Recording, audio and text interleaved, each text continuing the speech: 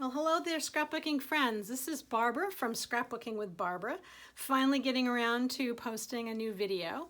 And I have to tell you that the reason I'm posting today is because I was so excited to use this particular technique to pretty much make an 8x8 album that I'm going to be giving as a gift to my mother-in-law when we go out to visit my in-laws next week.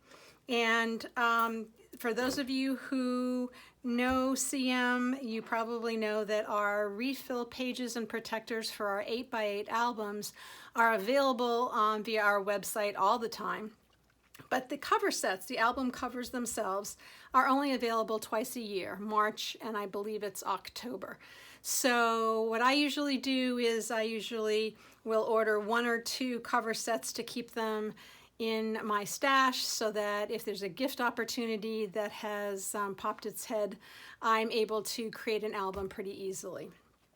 Anyway, this particular technique has been around, I think, for a bit. My upline Nicole has a video on, I believe, using the same one. I have a handout from an advisor. I'm not really sure who to give credit to, but whoever came up with this idea was pure genius. Basically, what you're doing is you are pre-cutting 12 by 12 designer sheets into strips and a square. And you're doing all your cutting ahead of time so that when you actually sit down to create your album with your photos, it's very, very quick to generate. And it's amazing the different looks that you can create with these shapes and how quickly it just makes the album creation to go. So the original directions that I had said to pre-cut 8 12 by 12 designer sheets, but I don't believe I used 8. I think I only cut maybe 6 or 7 and then kind of went along and did my album and see how it went. Some of the pieces I cut in half. You'll see them when I show you the album. But basically, the directions are to take your 12 by 12. You're going to cut it at, this is a 4-inch piece, and then here's an 8-inch piece. So you're cutting this actually at the 8 mark on your 12-inch trimmer. And then you're taking this strip and you're cutting it so that you have a 4x4 square out. And then you're turning it around and you're doing 3 8x4 strips of designer paper. And I'll take you through that just to make that a little bit more clear. So, of course, we're going to use our incredible 12-inch trimmer. And you always want to open up the arm and make sure that the little, some of you may not know this, but there's a little foot at the bottom, and you want to make sure that that's extended so that it really gives the trimmer some nice balance. We're going to open up the paper guide arm, and it really doesn't make any difference on this particular piece of paper because the pattern is pretty much universal. It doesn't have a particular way, so I'm just going to, I guess the burlap kind of does. It kind of depends on your taste. But we're going to do this particular, we're going to cut this sheet. We're going to cut it at 4.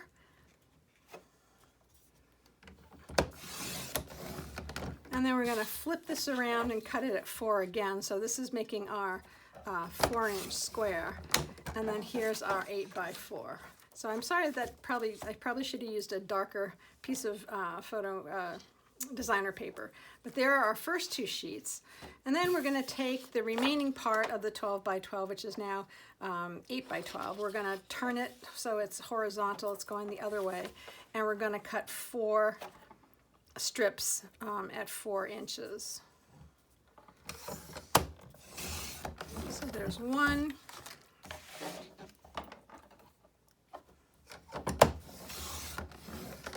There's 2 and 3.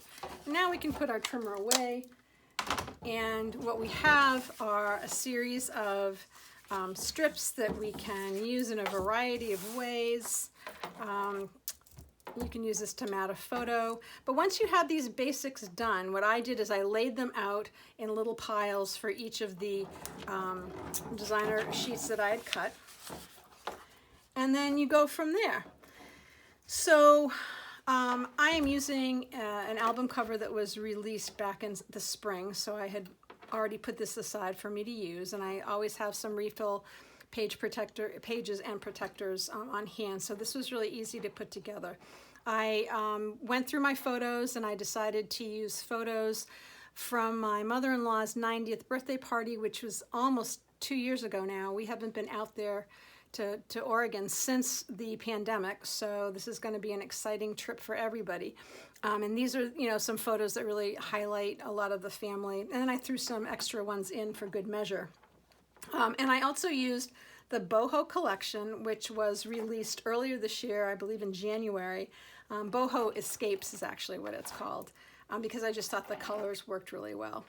So if you stay within the same collection when making an album like this, everything's going to go together. You can flip them back and forth, and you have, you know, lots of freedom and creative design opportunities. And I also used the stickers from Boho Escapes, but also a few, you're going to notice some of the die cuts are actually from the new Homestead collection, which is also still available.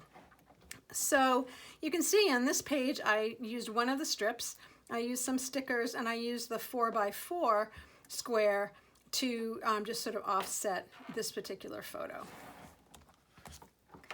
Now I'm just going to check real quick to make sure I'm in the view. There I am. And here we have the two strips, one on the top of the page, one on the bottom of the page, and then the two corresponding 4x4s. And in this case, I probably cut one of the strips of this into two 4x4s just to get a few more. Using stickers from Boho Escape again. Two of the 8x4 strips, two of the 4x4 strips, a little bit of, I believe that's still Boho Escapes. Here I put them on either edge of the 2-page spread. These are two 4x8 strips, and then I just put some stickers. Here we have them, the 4x8s going across the top, and then I put the 4x4s at the bottom corner and put the photos accordingly. Used a little sticker strip for decor. And the way I did this was I actually had the photos in the order, sort of a pile in the order that I wanted to use them. And I literally just went through and did all the paper and the photo mounting, and then I went back and I did some of the embellishing. So the embellishing was done a little bit after the fact. This was actually my favorite piece of paper from the collection. I thought it was just so pretty. I love the navy addition to that. Here we've got top and bottom again, and then what I did is I took a third 8x4 or 4x8 and I cut it in half so that I had these smaller or less wide pieces and put them at the top and bottom. And again, I did a similar thing here.